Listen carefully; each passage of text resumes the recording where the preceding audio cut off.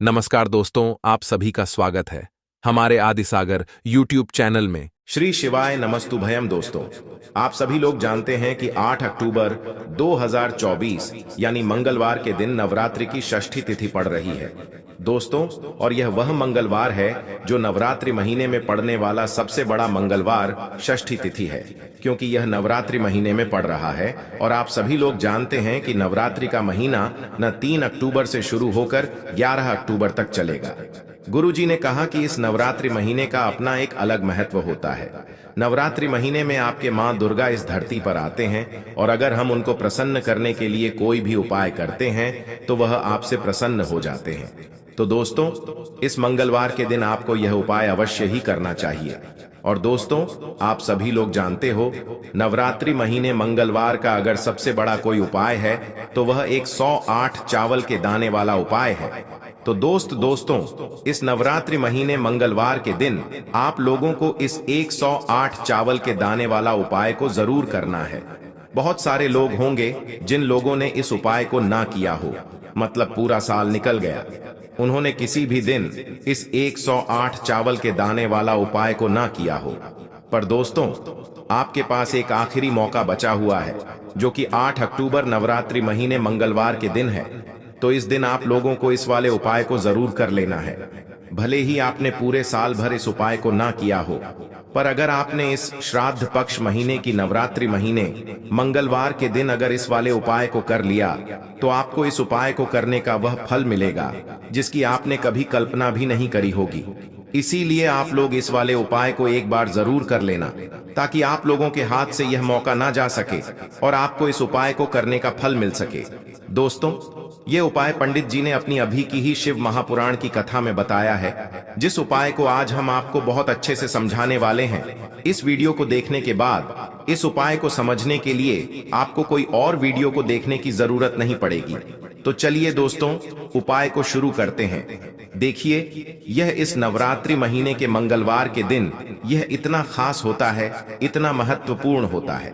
देखा गया है, कभी कभी बड़े बड़े पूजा पाठ अनुष्ठान से जो मनोकामना पूर्ण नहीं होते, वह नवरात्रि महीने के दिन एक छोटे से उपाय करने से ही आपकी मनोकामना पूर्ण हो जाती है। और बहुत सारे लोगों ने इस उपाय को किया भी है, और उनको इस उपाय को करने का फल भी जरूर मिला है।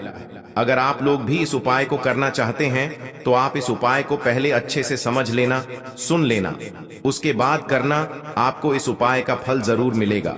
और इस उपाय को कर लेने से आपके घर में चाहे किसी भी प्रकार की दुख और समस्या क्यों ना चल रही हो, आपको उसका कारण भी नहीं पता है कि भाई यह समस्या किस कारण से चल रही है, उसका कुछ भी कारण हो सकता है, जैसे पितृदोष हो सकता है या किसी भी तरह का मंगल दोष भी हो सकता है। तो इस दिन आप लोगों को 108 चावल के दाने वाला उपाय कर लेना है। यह एक ऐसा उपाय है जिस उपाय को अगर किसी विशेष दिन पर किया जाए, तो भाई उस विशेष दिन का जो है वह तो हमें मिलता ही मिलता है। पर हमने उस दिन पर इस 108 चावल के दाने वाला उपाय को किया है, तो हमें उससे भी बड़ा फल मिलता है, और फल बहुत जल्दी मिलता है, क्योंकि आप इस उपाय को बहुत ही बड़े और विशेष दिन पर कर रहे हो। तो चलिए अब उपाय के बारे में बात करते हैं, लेकिन उससे पहले आप लोगों को यह जानना आवश्यक है कि आखिर यह उपाय किस समय करना है, किसको करना है और कैसे करना है। तो चलिए हम आगे आपको वीडियो में एक एक करके बता देते हैं। लेकिन उससे पहले अगर आप लोग हमारे चैनल पर नए हैं, तो हमारे चैनल को सब्सक्राइब कर लेना, और इस वीडियो को लाइक करके कमेंट बॉक्स में श्री नमस्तुभयम ओम नमः शिवाय जरूर टाइप कर देना। तो दोस्तों, इस 108 चावल के दाने वाला उपाय को हमें इस नवरात्रि महीने के मंगलवार के दिन कैसे करना है, किसको करना है, किस समय करना है और कहां पर करना है, यह सारे सवालों के जवाब आपको इस वीडियो में मिल जाएंगे। और जो यह वीडियो देखेगा भाई, उसको 108 चावल के दाने वाला उपाय जरूर करना चाहिए, क्योंकि इस महत्व होता है। और जब बात आ जाए 108 चावल के दाने वाला उपाय की, तो यह सोने पर सुहागा वाली बात हो जाती है, और यह एक बहुत ही बड़ा उपाय हो जाता है इस नवरात्रि महीने के मंगलवार का। तो अब दोस्तों, इस 108 चावल के दाने वाला उपाय को आखिर करना किसको है, सबसे पहले हम लोग वह बात जान लेते हैं। तो देखो, घर की जो बड़ी माताएं बहनें होती हैं, उन माताओं बहनों में से कोई भी एक बड़ी माता बहन इस वाले उपाय को कर सकती है। और दोस्तों, अगर आप चाहे तो अपने घर में से सभी सदस्यों को भी इस उपाय को करवा सकते हैं।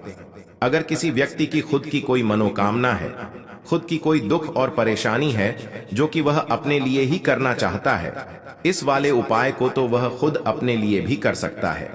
बाकी अगर कोई घर में से ऐसा है जो कि अपने पूरे घर परिवार की सुख और शांति के लिए यह वाला उपाय करना चाहता है, तो भाई वह भी कर सकता है। उसमें भी कोई दिक्कत वाली बात नहीं है। कहने का मतलब यह है कि इस उपाय को हर एक सदस्य भी कर सकता है और पूरे घर परिवार के सदस्य के लिए घर की बड़ी माताओं बहनों में से कोई एक माता बहन भी कर सकती है। माताएं बहनें अगर घर में उपस्थित ना हो या वह यह वाला उपाय ना कर पा रही हो, तो फिर घर का कोई बड़ा सदस्य भी इस 108 चावल के दाने वाला उपाय को कर सकता है, चाहे फिर वह पुरुष ही क्यों ना हो। उसमें कोई भी दिक्कत वाली बात नहीं है। उसके बाद में दोस्तों, जो अगला प्रश्न निकल कर आता है वह यह आता है इस उपाय को लेकर कि आखिर इस उपाय को हमें किस समय करना है, सुबह के समय करना है कि शाम के समय करना है। तो देखो, इस वाले उपाय को आप लोग सुबह के समय भी कर सकते हो और शाम के समय प्रदोष काल में भी कर सकते हो। अब अगर आप पूछो कि भाई साहब सबसे उत्तम समय कौन सा रहेगा इस 2 छुटकी काला तिलवा उपाय को करने का, तो हम आपसे बस यही कहेंगे कि इस उपाय को आप सुबह के समय करेंगे तो ज्यादा बेहतर होगा। बाकी अगर शाम के समय भी करेंगे तो भी अच्छा होगा, उसमें कोई भी दिक्कत वाली बात नहीं है। तो अब दोस्तों, जो अगली सबसे बड़ी और महत्वपूर्ण बात आती है वह यह आती है कि सुबह अगर हम उपाय को करेंगे तो हमें कितने बजे से ले कितने बजे तक के बीच में करना है, और शाम के समय प्रदोष काल में करेंगे तो हमें कितने बजे से लेकर कितने बजे के बीच में करना है। तो देखो, सुबह जितनी जल्दी हो सके आप उपाय को करने की कोशिश करना। बाकी अगर किसी कारणवश लेट भी हो जाओ, थोड़ी देर भी हो जाए, तो 10 या 11 बजे तक भी आप उपाय कर लेना, पर 12 बजे से ज्यादा देर ही ना हो। ठीक है, इस बात का ध्यान रखना। उसके बाद में दोस्तों, अगर शाम के समय प्रदोष काल की बात करें, प्रदोष काल का जो समय होता है वह शाम के 6 बजे से शुरू हो जाता है। मतलब शाम के 6 बजे से लेकर 7 बजे के बीच का जो समय होता है, यह समय प्रदोष काल का समय होता है। इस उपाय को 7 बजे या 8 बजे के बीच में भी कर सकते हो। मतलब शाम के 6 बजे से रात 8 बजे के बीच में आप कभी भी इस वाले उपाय को कर सकते हो, उसमें कोई भी दिक्कत वाली बात नहीं है दोस्तों। अब देखिए, पी अगर किसी व्यक्ति से नाराज हो जाएं, किसी घर से नाराज हो जाएं, तो होता क्या है कि घर में धन से जुड़ी समस्याएं आने लगती हैं। पैसे को लेकर उस घर के लोग बहुत परेशान रहते हैं जहां पितृ नाराज हो। इसीलिए हमेशा अपने पितरों को आपको प्रसन्न रखना है, जिससे कि पितरों की आत्मा को शांति मिले और वह हमेशा आपको आशीर्वाद दें। अब यह जो नवरात्रि के दिन होते हैं, इन दिनों में जब आप यह उपाय करेंगे जो हम आपको बताने वाले हैं, गौ माता से जुड़ा हुआ उपाय है। देखिए, गौ माता के अंदर हमारे पितरों का ही वास माना जाता है। गौ माता हो गई, कुत्ते हो गए हैं, ना पेड़ों में बरगद का पेड़ हो गया, पीपल का पेड़ हो गया, इन सभी में हमारे पितरों का वास माना जाता है। पक्षियों में कौवा हो गया, जिसके अंदर हमारे पितरों का वास माना जाता है। तो ऐसा समझ लीजिए कि जब भी जीवन में दुख बढ़ जाएं, कष्ट बढ़ जाएं, धन को लेकर आप परेशान रहने लगे, कर्जे जैसी समस्याएं जीवन में बढ़ रही हैं, आपके घर में संतान को लेकर बहुत दुख है, आप अपने घर के लड़ाई झगड़े से परेशान रहते हैं, घर में कोई ना कोई झगड़ा करता ही रहता है, आप सोच सोच कर परेशान रहते हैं कि कैसे घर में शांति आएगी, कैसे से घर में सुख समृद्धि आएगी। अब यह समझ लीजिए कि अगर घर में लगातार झगड़ा लड़ाई यह चीजें आपको देखने को मिल रही हैं, घर में आपके कोई भी व्यक्ति सुखी नहीं है, कर्जा घर में लोगों के सर पर है, तो पितृ आपके कहीं ना कहीं नाराज हैं।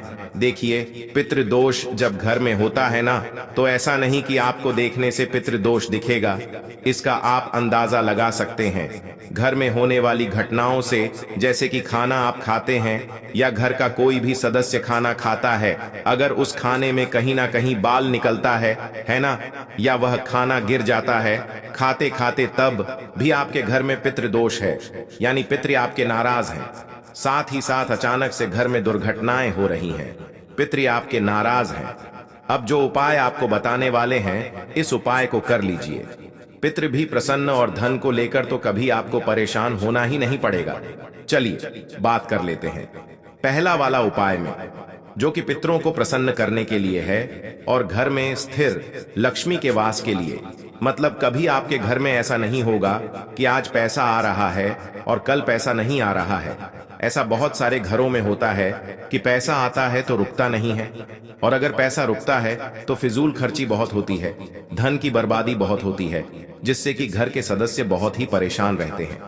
अब ज्यादातर लोग की यह समस्या होती है कि धन की बर्बादी हो रही है और घर में पैसा नहीं रुक रहा है। अगर आपके साथ भी ऐसा है तो बिल्कुल से आपको यह उपाय सुनना चाहिए और इसे नवरात्रि में जरूर करना चाहिए। देखिए आपको यहाँ पर क्या करना है कि तो चलिए दोस्तों जान लेते हैं गुरुदेव द्वारा बताए गए सबसे पहले और खास उपाय के बारे में। दोस्तों अब देखिए, अगर किसी व्यक्ति से नाराज हो जाएं, किसी घर से नाराज हो जाएं, तो होता क्या है कि घर में धन से जुड़ी समस्याएं आने लगती हैं। पैसे को लेकर उस घर के लोग बहुत परेशान रहते हैं जहां पितृ नाराज हो। इसीलिए हमेशा अपने पितरों को आपको प्रसन्न रखना है, जिससे कि पितरों की आत्मा को शांति मिले और वह हमेशा आपको आशीर्वाद दें। अब यह जो नवरात्रि के दिन होते हैं, इन दिनों में